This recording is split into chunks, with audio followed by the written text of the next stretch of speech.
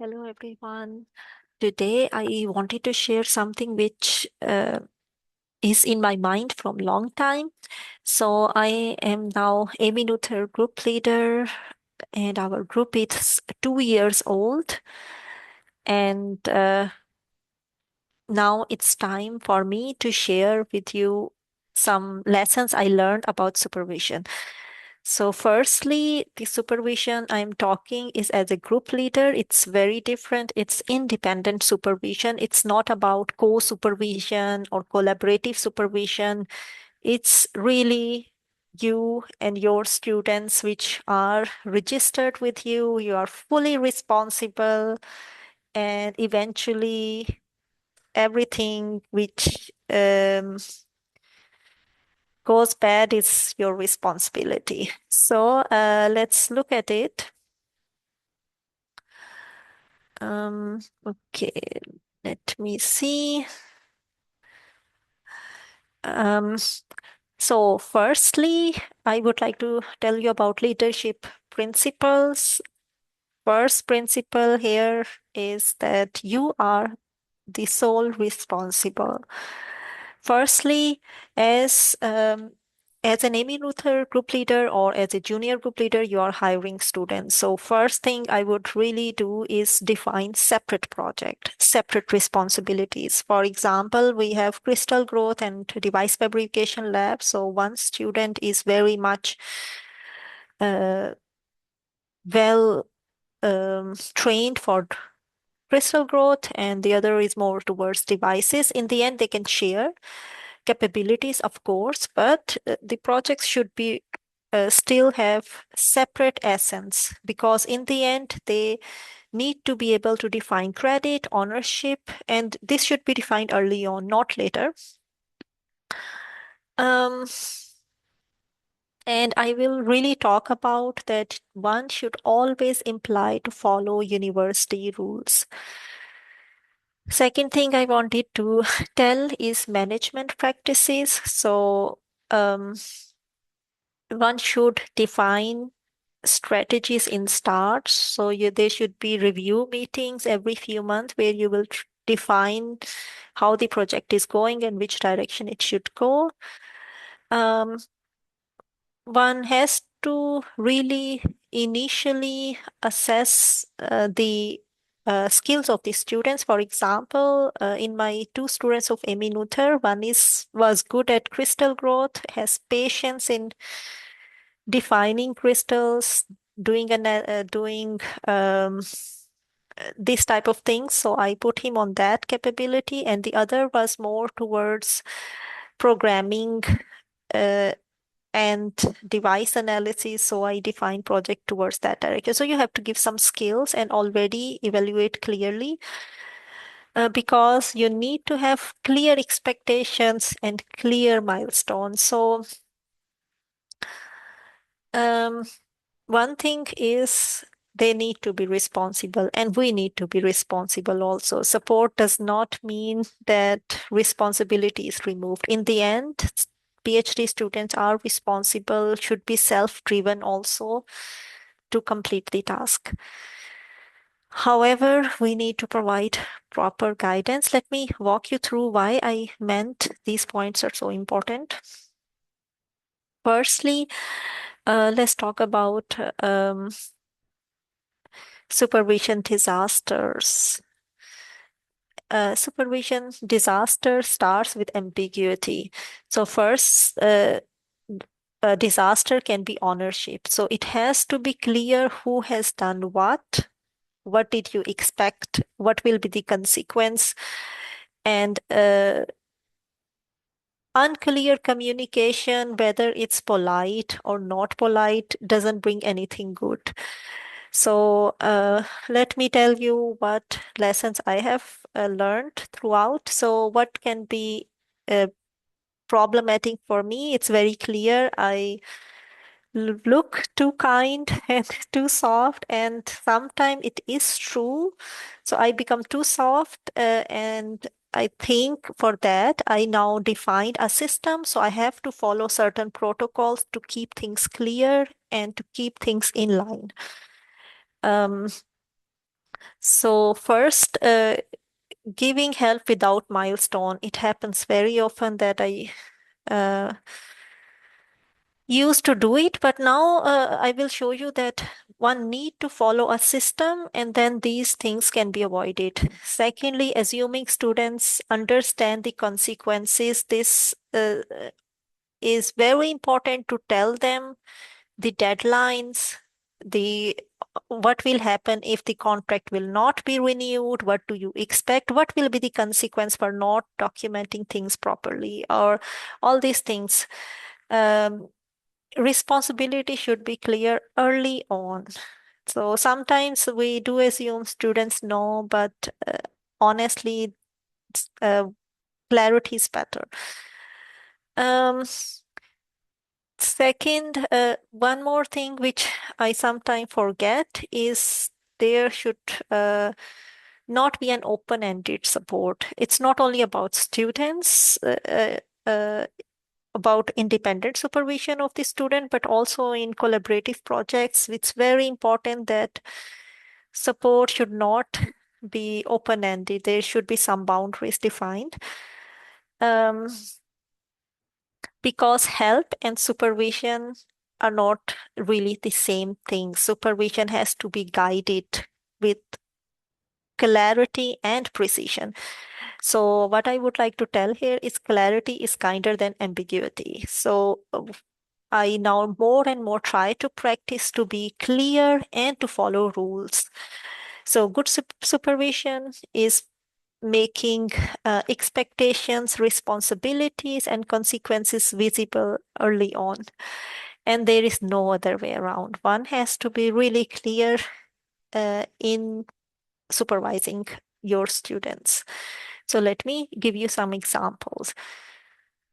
So, as an Emmy Noether Group Leader, and um, we are talking about independent supervision. So I categorize supervision in three main categories. One is basic supervision, which has to be given everyone, and the real rules are clear. And once I define rule for 1 year, they has to stay like that. Unless there is some change, I redefined it. The basic supervision has to be given everyone and the response function has to be really clear too. The second one is tunable, and third is exclusive. Let me give you the first one. So there should be uh, always your own group meeting, whether you have one student, PhD student, two PhD students, or 10 PhD students, your group should have your own group meetings. And then there are joint group meetings, as Emmy Noether Group is embedded usually in a host group. Uh, um, or can be embedded in more than one host group. So you should, in start especially, you need to have joint meetings also. So your students should time to time join these joint meetings to understand the safety rules for different labs and other things. So first, creating a separate group meeting and then joint group meeting rules. Third is monthly project updates. That's really important. There is no other way around. It's at least in my case, I define some rules which I have to follow.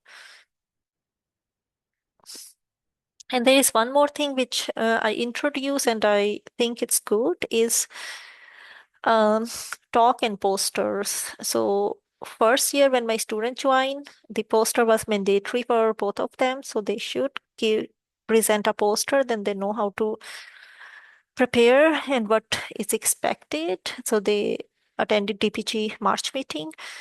And second year, um, I advised them to give a talk instead of a poster. So which is what they followed. Other than that, there is always within 6 months they should go at some conference or workshop and present their work, which give them motivation as well as thinking how to present. Then there is one very interesting thing which I learned from my host group, which is 6 month report. So everyone has to submit 6 month report. This also tells them how to write a thesis. They will write it in overleaf and then they will get skilled for that. The Last thing is lab book management, which is very, very important, and still students somehow, skip it, but you have to enforce it, you have to check it, you have to keep an eye, digital and the physical lab book. Now, tunable things, these are different. So, tunable are equipment training. I selectively tune how much time I have to give and which equipment I have to train. I sometimes do not train all students for same equipment. And daily meetings, here I forgot to mention this. We usually use WhatsApp. We are connected to within the Emmy Noether Group with WhatsApp.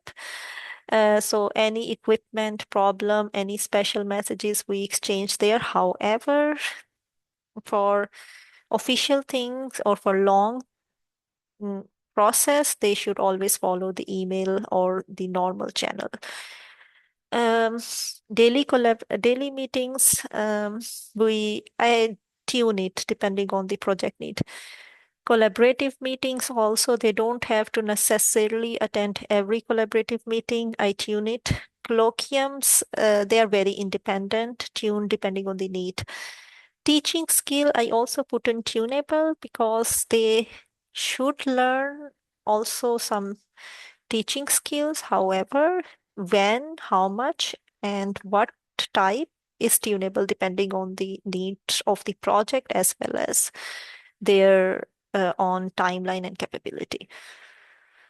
So exclusive is slightly different. It means individual meeting for their self-development, their career planning, grant planning, and leadership opportunities, especially when they are going for very big conference, then they need special training. Um, and independent project need sometimes some tuning also. Also, you need to tell them time to time their own ownership and responsibility. And for external collaboration, I also put in exclusive because you have to also sometimes train them exclusively for specific external collaboration, which I will explain a little bit later. So all these three categories are to avoid some going at the escalation ladder. So escalation ladder is like green is normal supervision where you want to be. Yellow is when you will miss milestones. If you haven't defined it properly, then it's very difficult to see where you are. Orange is repeated absent poor progress. You never want to be here either. And red is you need to involve other people or really, in the end, actually, you are your own. So program coordinator, then in our case, perhaps would be DFG, a university also, but as an independent group leader, you never want to be there anyway. But so to not go to even in yellow region, you have to follow track and see what's going on early on. So then let me show you one by one what I mean by the previous point. So contribution tracking, uh, I learned this lesson hard way, but it should be really clear from early on. What is their credit? What is their responsibility? Project should be well defined, experimental ownership, data ownership, analysis ownership, publication and thesis ownership should be as clear as possible early on because this disputes can be problematic. Now, the second point is warning systems. One has to make mandatory checkpoint. So first month plan. In start, we used to follow a lot. We try. So first year, I gave them a lot of skills to find out what they are good at, and very different project we started. But then you have to streamline very quickly. Otherwise, you lose a lot of time. I wish I could have done even more precisely, but you have to really uh, keep track on time. So first month plan, then 3 month plan you have to evaluate, 6 month review meeting, 6 month review report is mandatory for all of them. Thesis readiness, you have to make sure thesis is ready within time. Here, my students haven't really finished thesis yet. One co-supervision student is writing thesis. But here I would like to say you have to make sure they start writing early on. First reports, then papers. So thesis writing shouldn't be so difficult.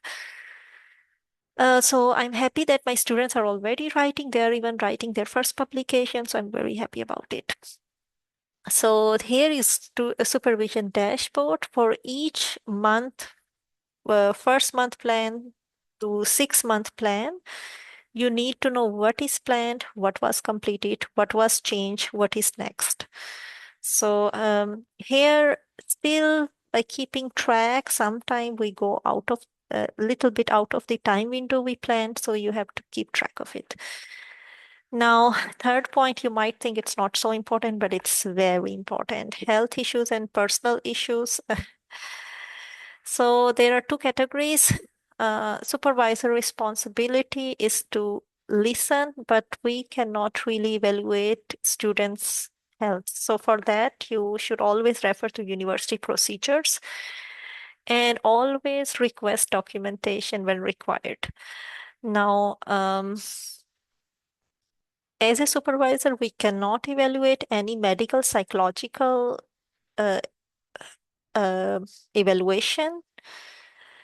And administratively, we can also not give relaxation. So here I would like to say that we should always follow university procedures. I will also show you in a minute that what I really meant by this. So what I mean is leave, medical leave, holidays, um, and all other home office, one should always advise to follow university rules, because when you are too soft and too kind, you might student might start to relax a little bit, but you need to always follow rule. And should anyway we cannot evaluate the any medical conditions, so one has to follow the track rules by the book. So now meetings. So we do weekly meetings also. So we have always meeting on Tuesdays, group meetings, and Wednesday joint meetings. So for our personal group meetings, there should always be an agenda, questions, and some prepared material by students. Otherwise, meeting is not on track. So in start, when we started the group, we were developing the equipment. Then I realized that students sometimes not really document properly. So I start to put the minutes of the meeting. We did it for quite a bit of time. So every time we look what was the minutes of the meeting from last week and what is the next minutes of the meeting. But now lately we are working on publications. Students are now proactive to prepare themselves. But in start, as a supervisor, you have to keep track yourself. Now, for boundaries of the student, it looks not so important, but it is very important. So as an Emmy Noether Group Leader or a group leader, you have your own group agenda. However, very quickly as you become a group leader, you will start to expand your external collaborations. You will have internal collaborations. You will have topic-wise extension. You want to explore new topics. However, you have to protect your PhD students. As a supervisor, it's our responsibility. For example, they can teach, mentor, and review master student, bachelor students, or some other collaborative students. However, they should not go out of the board. They should always focus on their own projects. They should not do even collaborative project. They should not analyze data for others, because you have to protect them. This is your duty to define properly, uh, because you are their supervisor and you don't want them to waste time doing some unnecessary stuff, unnecessary supervisions. So even small collaborations can sometimes be wasteful for your PhD students. So you have to keep track that they are really focusing on the questions which you have given them. So you have to see. Also, topic-wise extensions should not be so um, unclear that the student lose the track of their real thesis questions. Now, here this slide is important, and here I will also tell you one thing, that as a supervisor, we have responsibility to guide feedback and giving opportunity. However, there are many things we can dedicate to others. For example, we should make clear boundaries and give the responsible tasks to students themselves. For example, their task is to finish the work on time, communicate well with supervisor, and document all experiments properly. For example, lab book, lab journals. Um, and there are also university responsibilities. One should delegate university responsibilities to university HR or whatever structure is there, for example. We always have to follow university rules. Uh, tell students to follow university platform for applying holidays, for applying other things, travel cost, um, extensions. They have to plan in time. So things which university can do, one should already delegate. Health issues, extension related to health, examination dates and other things. So things which university has facility to guide students through, immediately delegate to university. And this way you can really supervise more efficiently. Now, practical rules I use or try to use is every project should have an honor, or even every experiment. So every meeting should have some action item. Student should give regular updates. Health issues should go official channels. Sick leaves should go official channels too. Um, Students should be responsible. We should be responsible too. And publication credit should be defined properly. We don't want to have any surprises at the end of the day at the thesis submission. So I would like to finish here that good supervision does not mean to be too polite. Actually, it means making ownership, expectation, and consequences visible early on so people can be ready for it. With this, thank you very much. I will look forward to your suggestions. Um, in the end of the day, we are responsible for our own group, our students, our progress. So we should plan ahead until until they are going to finish the thesis. So thank you very much.